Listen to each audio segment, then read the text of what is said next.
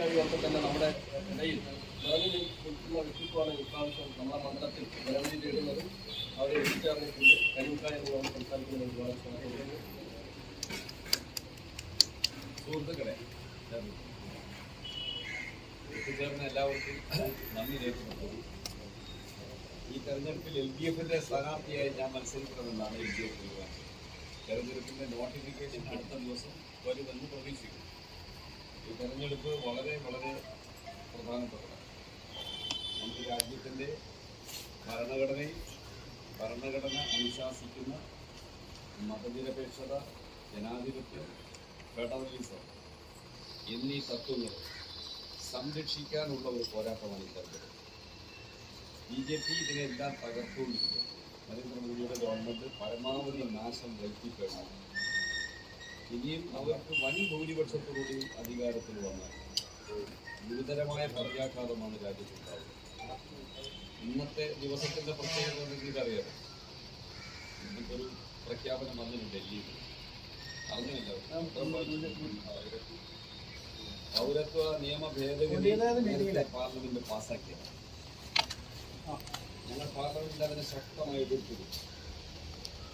പലതിലും ഭേദഗതികൾ കൊടുത്ത് അടുത്ത വോട്ടെടുപ്പ് നടത്തിച്ച് വലിയ തോതിൽ എതിർപ്പ് പാർലമെന്റിൽ ഉയർത്തി.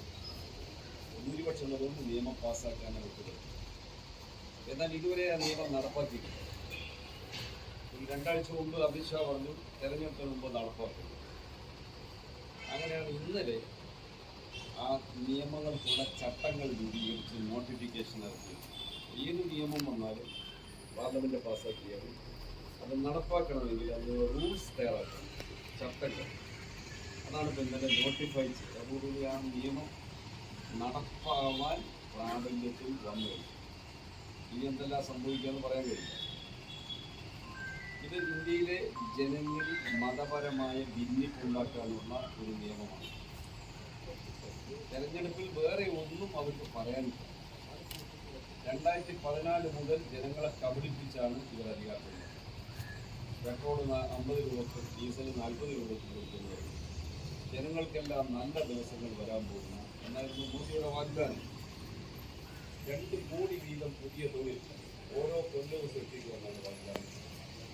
വിലക്കയറ്റം തടയുമെന്ന് പറഞ്ഞു. ഇങ്ങനെ ഒരുപാട് കാര്യങ്ങൾ പറഞ്ഞു. ഇതിലൊന്നും നടപ്പാക്കിയില്ല. അതിരൂക്ഷമായ വിലക്കയറ്റമാണ്.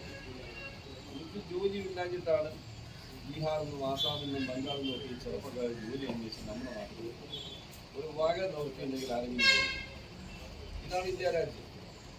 ഇത്തരം ജീവിത പ്രശ്നങ്ങളിൽ നിന്ന് മനുഷ്യരുടെ ശ്രദ്ധ മതം, ജാതി തുടങ്ങിയ വിഷയങ്ങളിലേക്ക് തിരിച്ചുവിട്ട് തമ്മിലടിയും കലാപവും ഉണ്ടാക്കി അതിനുള്ളിൽ മുതലെടുപ്പ് നടത്തലാണ് RSSന്റെ വിഷയം. വേറെ ഒന്നും അവർക്ക് ചെയ്യാനില്ല. അതിനു വേണ്ടിയാണ് ക്ഷേത്രത്തിൻ്റെയും പശുവിൻ്റെയും ഈ പൗരത്വ നിയമത്തിൻ്റെയും പേര് പറഞ്ഞ് ജനങ്ങളിൽ ഭിന്നതയില്ല. ജനങ്ങൾ ഐക്യത്തോടുകൂടി ജീവിച്ചാലേ ഒരു നാട്ടിൽ സമൃദ്ധിയും സമാധാനവും ഉണ്ടാവും. അതിന് പകരം മതപരമായോ മറ്റെന്തിൻ്റെ പേരിലോ ഭിന്നത വന്ന് പരസ്പര കലഹത്തിലേക്ക് പോയാൽ അത് നാടിനാകെ നാശമാവും. നമ്മുടെ കേരളത്തിൻ്റെ പ്രത്യേകത, കേരളത്തിലെ ജനങ്ങൾ ഐക്യത്തോടെ ജീവിക്കുന്നു എന്നുള്ളത്. അത് ഇടതുപക്ഷ ജനാധിപത്യ മുന്നണിയുടെ ഒരു നയമാണ്. മതനിരപേക്ഷത എന്ന് പറഞ്ഞാൽ ജനങ്ങൾ ഇഷ്ടമുള്ള മതങ്ങളിൽ വിശ്വസിക്കുക, അതിൻ്റെ ആരാധന നടത്തുക, ആരാധനാലയം വേണമെങ്കിൽ ഉണ്ടാക്കുക, ഇതൊക്കെ ജനങ്ങളുടെ അവകാശമാണ്. പക്ഷേ സർക്കാരിനൊരു മതം ഉണ്ടാകാൻ പാടില്ല. അത് കേന്ദ്ര സർക്കാരായാലും സംസ്ഥാന സർക്കാരായാലും സർക്കാർ അതിൽ നിന്ന് വിട്ടു നിൽക്കണം. സർക്കാരിന് ഒരു പ്രത്യേക മതത്തോട് താല്പര്യമോ ഒരു പ്രത്യേക മതത്തോട് വിരോധമോ തോന്നാൻ പാടില്ല.